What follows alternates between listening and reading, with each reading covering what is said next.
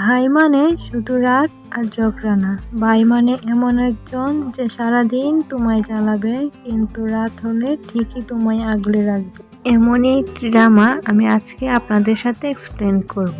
গল্পের শুরুতে আমরা সিয়নকে দেখতে পাই, যে একটি স্কুলের শারীরিক টিচার। সে আজকে বাজার করে বাড়িতে ফিরছিল। হঠাৎ করে 3টা মেয়ে তার পথ আটকায় আর মারধর করতে শুরু করে আর বলতে থাকে সে কেন তাদের বয়ফ্রেন্ডের সাথে ঘুরঘুর করে, যার জন্য তাদের আজকের ব্রেকআপ হয়েছে। তখনই সিয়ন বলে, ওরা আমার বয়ফ্রেন্ড না, ওরা আমার ভাই। কিন্তু সে কথা এই মেয়েগুলো শুনতেছিলই না, তারা তাদেরকে বেদুর মারতেছিল।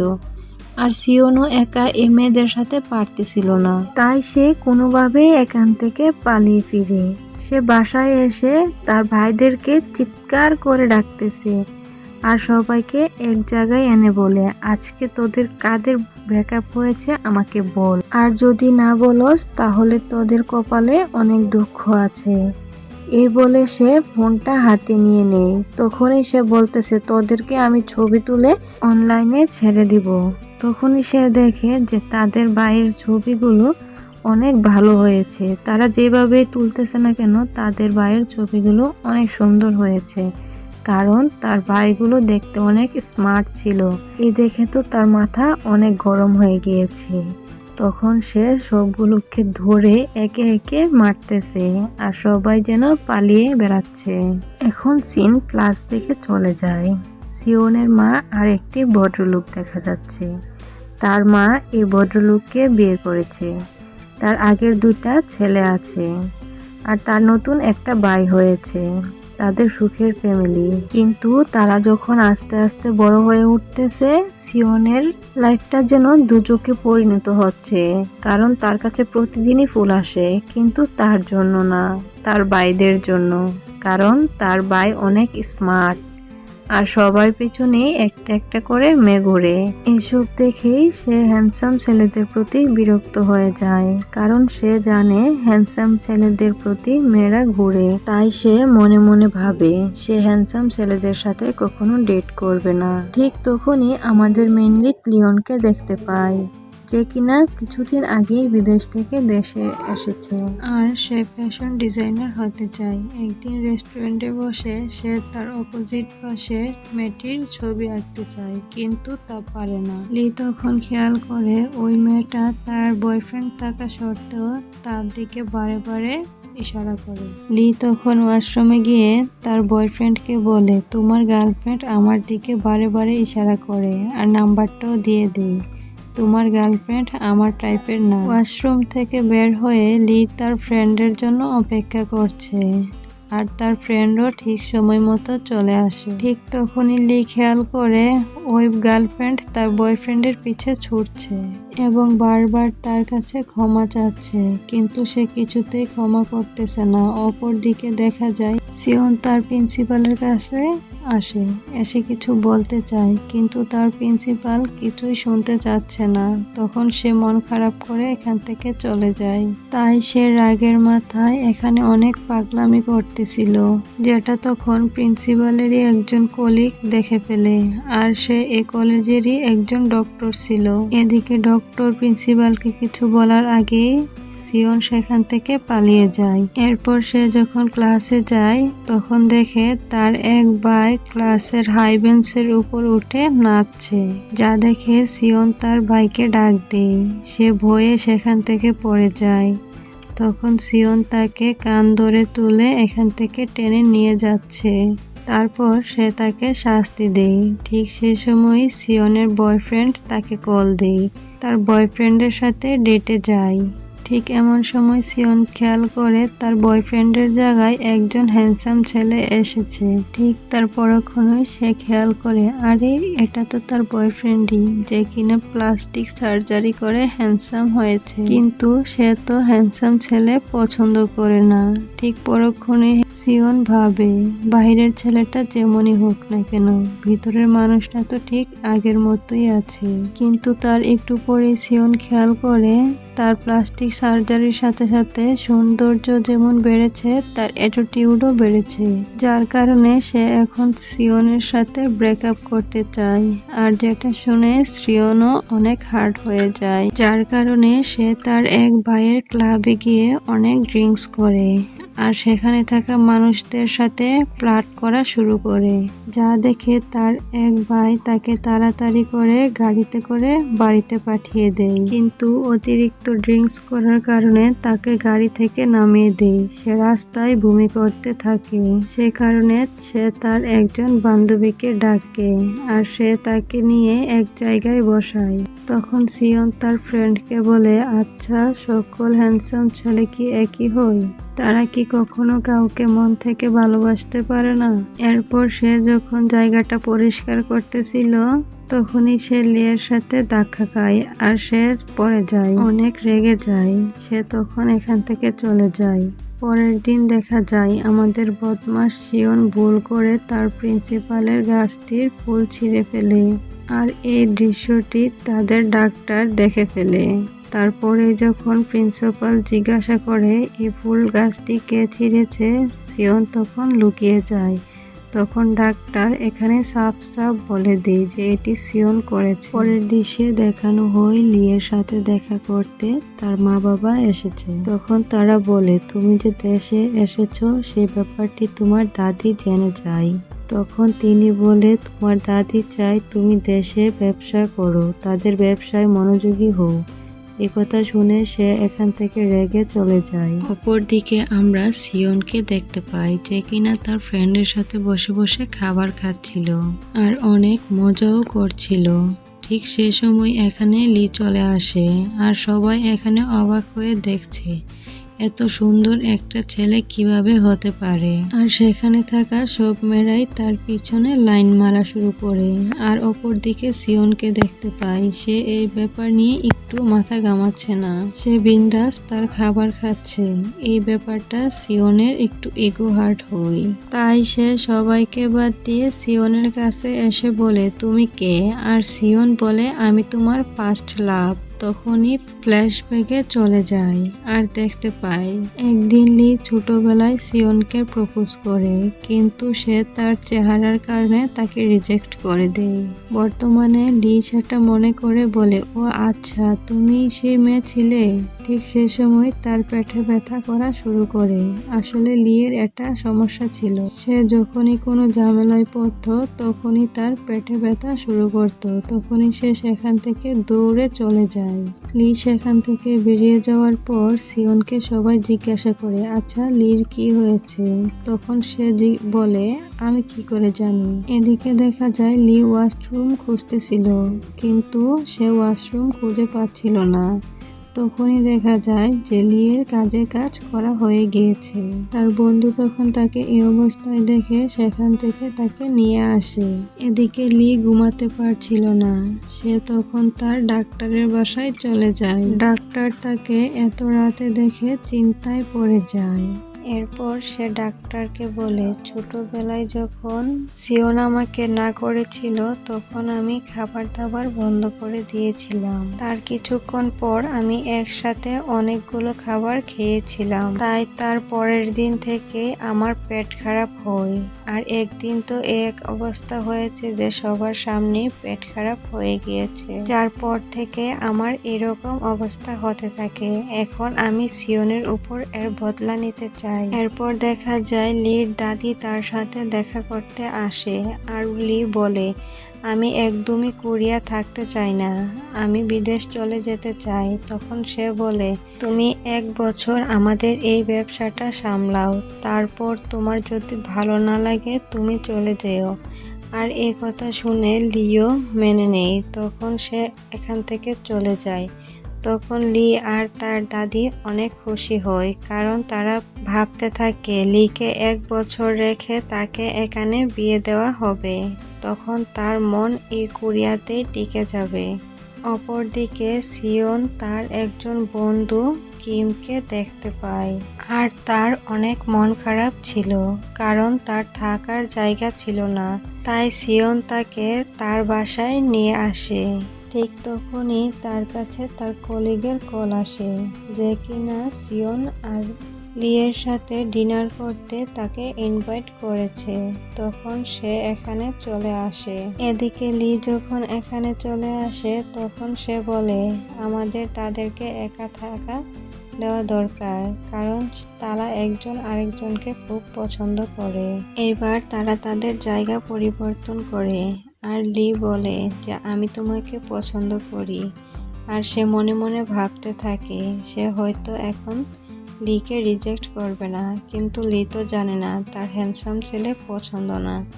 সে তাই এখান থেকে উঠে চলে যায়। আর এটা শুনে তো লি বিশ্বাসই করতে পারছে না যে সে এত সুন্দর হওয়ার সত্ত্বেও তাকে কেন রিজেক্ট করলো।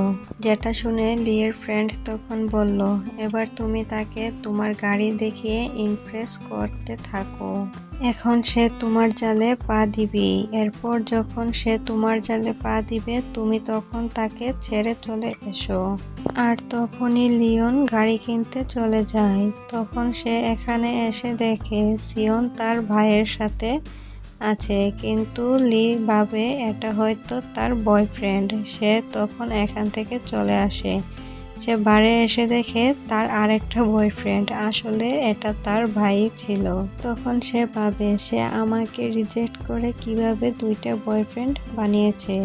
রাতে সিয়ন আর থিম নাইটে বের হয়। ঠিক সে সময় রাস্তায় তারা একটা মেয়েকে শুয়ে থাকতে দেখে। যেটা দেখে সিয়ন তখন বলে তোমার যদি থাকার কোনো জায়গা না থাকে তাহলে তুমি আমার সাথে আসতে পারো। তখন সে মেয়েটি তাকে না করে দেয়, বরং তাকে একটা ব্যাগ ধরিয়ে দেয়। আর এই ব্যাগটিতে ছিল অনেক টাকা, তাই সিয়ন সেটা নিতে চায় না। তখন তার মাস্কের মধ্যে সিয়নের নাম্বার লিখে দেয়, বলে তোমার যদি কোনো হেল্প লাগে তাহলে তুমি আমাকে কল দিও। তারপর সে মেয়েটিকে দেখি বড় একটি বাড়িতে এসে বসে। তারপর দিন লিওনকে দেখি সিয়নের স্কুলে আসতে। আসলে এই স্কুলটা লিওনের দাদিরই ছিল। আর সে যখন এখানে স্কুলে সিয়নকে দেখতে পায় তখনই তার পেট ব্যথা চলে আসে। তাই লিওন সেখান থেকে তার অফিসে চলে আসে আর তার ডাক্তার বন্ধুকে কল দিয়ে বলে আমার পেট ব্যথা শুরু হয়েছে। তখন সে বলে তুমি মেডিসিন নাও আর লিওনের চোখের দিকে তাকিয়ে কথা বলো। তখন সে লিওনকে দেখতে পায় খেলতেছে, তার ছবি তোলার চেষ্টা করে। সে তখন ছবির দিকে তাকালেই আবার তার পেট ব্যথা শুরু হয়ে যায়। আর এদিকে সিয়ন তার লিওনের এই স্কুলের সাথে কি সম্পর্ক এটা খুঁজে বের করতেছে। তখন সে দেখে এটা লিওনের দাদিরই স্কুল আর এখন তার মালিক সিয়ন। এটা দেখে কিম তো অনেক ইমপ্রেস হয়ে যায়।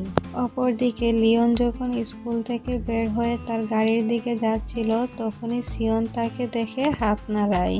আর লি এটা দেখে ঘাবড়ে যায় আর ভাবে সে হয়তো তার গাড়ি দেখে ইমপ্রেস হয়ে গিয়েছে, যার জন্য লি তখন ভাবতে থাকে তার বন্ধু হয়তো তাকে ঠিকই বলেছিল। অন্যদিকে লিওনকে নিয়ে সবাই একটা ওয়েলকাম পার্টিতে, যেখানে সিয়নের এক্সও এসেছিল। তখন তার এক্স তাকে দেখে কান্না করতে শুরু করে, কারণ তার এক্সের গার্লফ্রেন্ড জানতে পারে সে মুখে প্লাস্টিক সার্জারি করিয়েছে। তখন সে তার সাথে ব্রেকআপ করে নেয়।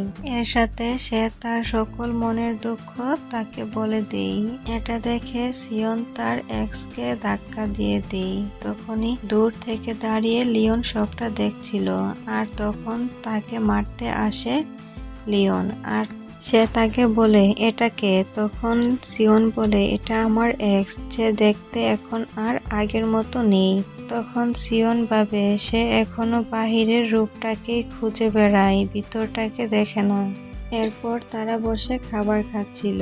তখন সিয়ন তাকে বলে কোনো স্টুডেন্ট দেখতে যদি খারাপ হয় তাহলে তার সাথে কেমন বদলা নেওয়া উচিত। তখন সিয়ন তাকে কিছুই বলে না, সেখান থেকে উঠে চলে যায়। তখন কিম তাকে বলে তোমার তার কাছে ক্ষমা চাওয়া উচিত, কারণ সে এখন চাইলে তোমাকে এই চাকরি থেকে বের করে দিতে পারে। এই কথা শুনে সিয়ন তার কাছে ক্ষমা চেতে যায়। তখন লিওন চলে যাওয়ার প্রস্তুতি নেই। সিওন তখন এসে বলে, আমরা ছোট ছিলাম তখন অনেক ভুল করেছিলাম, এখন আমাদের উচিত সবগুলো ভুল ভুলে যেয়ে আমরা বন্ধুত্ব শুরু করি। এ বলেই সে সেখান থেকে চলে যায়। সিওন সেখান থেকে যাওয়ার সময় লি তার আঙুলে ব্যথা পায়। তখন তার আঙুল দুটো বাজ করে রেখেছিল। তখন সিওন ভাবে সে হয়তো তাকে খারাপ প্রস্তাব দিচ্ছে। তখন সে দৌড়ে এসে তাকে দেওয়ালের সাথে পুশ করে। তখনই ফ্ল্যাশব্যাকে চলে যায়। সিওন দেখতে পায় লিওন তার সামনে এসে দাঁড়িয়ে আছে। তখন তার দিকে স্মাইল করেছিল আর তার দেখেই সে তার প্রেমে পড়েছিল। কিন্তু এদিকে সে সুন্দর না হওয়ার কারণে তাকে কেউ পাত্তাই দিত না। বর্তমানে লি তাকে বলে, হ্যাঁ এটা তুমিই ছিলে। আর লিওন তখন সিওনের হাতের ফাঁক দিয়ে পালিয়ে দৌড়ে সেখান থেকে চলে যাচ্ছিল। পরের দিন কিম সিওনকে জিজ্ঞাসা করে, তুমি কি লিকে কালকে রাতে মেরে গুম করে ফেলেছ? আজ কোথাও তাকে দেখছি না যে। এইসব কথা শুনে সে রেগে আর কিছু বলছিল না।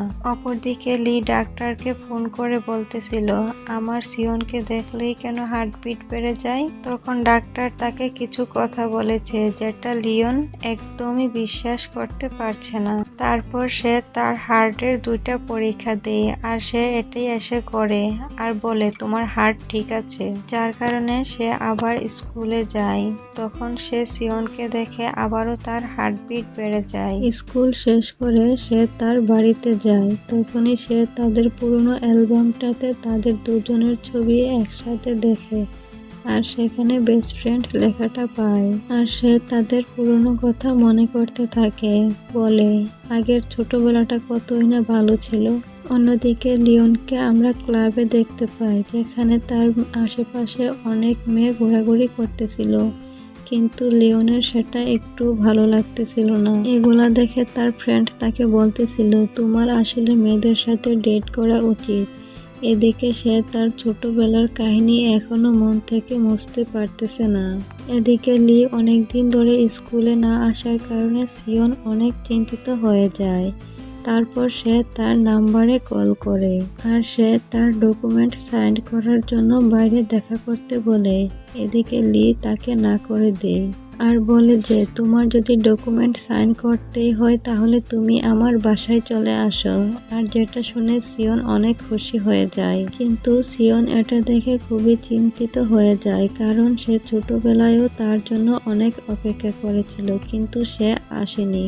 হঠাৎই তার দরজায় কলিং বেলের শব্দ শুনতে পায়। সে গিয়ে দেখে লিওন অনেকগুলো ড্রিঙ্কসের বোতল নিয়ে এখানে এসেছে।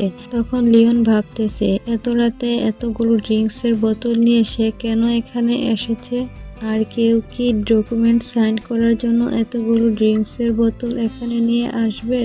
হতে পারে এটা কোনো তার বাহানা ছিল। এরপর সিওন ওয়াশরুমে যেতে চায়। তখন সে লিওনের রুমে এসে দেখে ছোটবেলার মতোই তার আর্ট এখনো তার পুরো ঘরে আছে আর সে এখন ছোট্ট লিওনকে দেখতেছে। তখনই কিম তাকে মেসেজ করে মনে করিয়ে দেয়। তখনই সিওন লিওনের জন্য ড্রিঙ্কের বোতল খুলতে যায়। তখনই তার শার্টের মধ্যে এসে পড়ে। তখন সে শার্টটা এখানে খুলতে যায় আর লিওনের অনেক ভয় পায় এবং সিওনের দেওয়া বইটা তখন সে পড়তে থাকে। এদিকে সিওন তার ডকুমেন্টটা এইভাবে পড়তে দেখে তার পাশে এসে বসে। সে ভাবে হয়তো এই ডকুমেন্টটা সে বুঝতে পারতেছে না।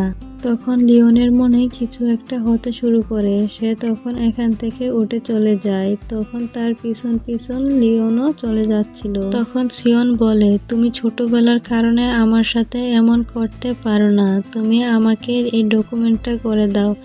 তখন সে পিছন ফিরেই তাদের একটা ধাক্কা লাগে। তখন সে তাকে কাঁধে করে তার গেটের বাইরে বের করে দেয়। তখনই তার কলিগ তার ফ্রেন্ড দেখতে পায়। তখন সে এদিকে লিওন তার টি শার্টের মধ্যে মাথা ঢুকিয়ে বসে আছে। একটু পর সে যখন রুমে যেতে থাকে তখনই সে টি শার্টটা চোখে পড়ে। সে তখন এটাকে নিয়ে সারা রাত বিছনায় ছটফট করতে থাকে আর সারা রাত সে ঘুমোতে পারেনি। তখন সে বিছনায় ছটফট করতেছিল আর তার কথা ভাবতেছিল। সেজন্য সে ব্যায়াম করতেছিল যাতে তার ঘুম আসে। কিন্তু ব্যায়াম করার পরেও তার কোনো ঘুম আসেনি। সে তখন ভাবতেছিল সে লিওনকে একদমই ইগনোর করবে। তখন সে তার টি-শার্টটা ধুয়ে পরিষ্কার করে তার ডকুমেন্টে সাইন করে তার কাছে পাঠিয়ে দেয়। এ দেখে সে অনেক খুশি হয় আর লিওনকে কল দিয়ে বলে ধন্যবাদ। তখন সে আর এর সাথেই এই ড্রামাটি শেষ হয়। আপনারা কমেন্ট করে জানাবেন আমার এই এক্সপ্লেনটি কেমন হয়েছে এবং পরবর্তী পার্ট দেখার জন্য কমেন্টে জানাবেন। সবাই ভালো থাকবেন, সুস্থ থাকবেন। আল্লাহ হাফেজ।